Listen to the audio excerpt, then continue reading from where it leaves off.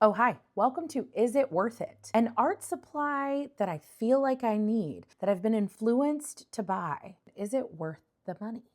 We're going to find out today. Stick around because we are reviewing the Blackwing. I only bought one. For those of you that don't know me, my name is Alexis. I'm a kindergarten teacher by day and a pretend artist by night. Part of my goal on here is to try things out so that you don't have to or feel like you have to. The disclaimer for this is that I am not a sketch artist. I will sketch out compositions to then paint, but pencil, graphite, is not my medium.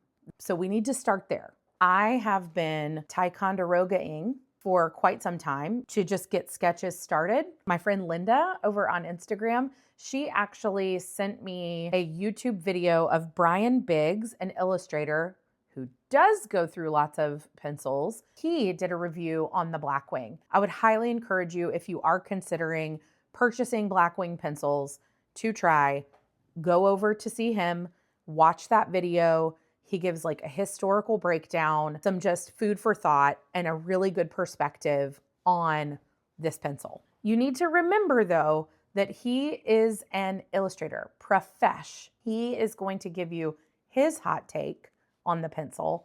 You have to remember, I am not a professional artist. I paint a lot.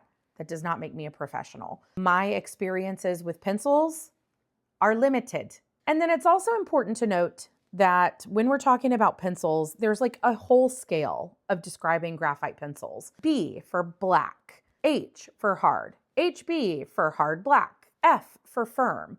Blackwing does not subscribe to that scale. I found that out. I also picked up this pencil without knowing which one this one was, because this is a collaboration or a feature, if you will, of Keith Haring's work. It says that it's the balanced graphite, which is their pearl. So if you're looking for an extra firm, an H2, a 2H, or whatever the scale is that you're looking for, you're going to have to do a little bit of deep dive to figure out what all that is, because they offer the natural, which is extra firm, the 602, which is the firm, pearl, which is balanced, which is what they're saying this is, and then a matte, which is described as soft.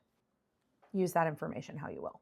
The actual design of the pencil is unique in that the eraser is a rectangular prism.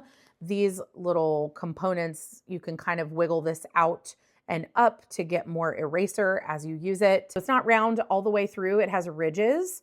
This pencil was $4.25. I'm going to let that sink in for a second. Enough of the background and what you needed to know there. Let's go into an actual sketch and see what we think. For reference, I'm using Strathmore's Toned Tan sketchbook. Very smooth paper. And I'll definitely have to take it for a spin on some cold press, rough textured paper, because that's typically where I'm doing my sketching. I tested lots of different pressures with this pencil. From the lightest to the heaviest touch, it never broke, and it allowed for lots of shading. I did put it through the pencil sharpener test, my little handheld, and it passed beautifully. Look at that. But due to my lack of technical abilities, I probably would have created the same exact grasshopper with a Ticonderoga.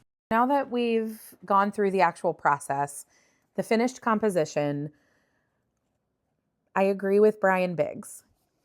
Because I don't have super technical abilities, this is fine. And honestly, one that's even cheaper would be fine. This was a smooth drive, friends. And I'm not saying you need it, because it's up to you. If you're a person who uses pencils a lot, I understand. I understand why people are using it. And I went in with very like, this is expensive. It was going to take me a lot to really like this, because I already had a bias toward the cost being so expensive. But she's a smooth drive. We like her. But I will tell you what I don't like, and that's the eraser. I have my kneaded eraser around here somewhere. This worked much better at erasing. Was not my favorite eraser that I've ever used, which is a weird thing to say. Favorite eraser that you've ever used? Come on. Is it my favorite pencil that I've ever used? It was pretty great. Would I buy a pack of 10 to 12? No. If they sold them loose, would I buy another one? Yes. Would I try the other varieties? Yes. Out of sheer curiosity. I'm not a pencil artist. I am not saying anybody has to have this. My final thoughts on, is it worth it? It's tricky because I also agree with Brian Biggs on this. What makes it worth it to you? But if you're a kindergarten teacher by day and a pretend artist by night, do you need the pencil? No, I don't need the pencil. I might have to name her because she's my only one. And I mean, you have to admit, he turned out pretty cute. I mean, like, who's he waiting for? Yeah, no. Okay, well, we have reviewed something that I have no business reviewing, and I hope you got something out of it. Don't forget to check out Brian Biggs' review. It's a great one, a great one. He goes into much more depth than I would have, and hopefully your local art supply store has some of these. They're sold out online. Well, they were sold out on the Blackwing site when I looked up more information about it. Anyway, and Blackwing, if you're listening to this, I do really love this pencil. What's with the erasers? Can we do something about the erasers? Design of the eraser, top tier. Eraserability, let's work on that. Okay, bye.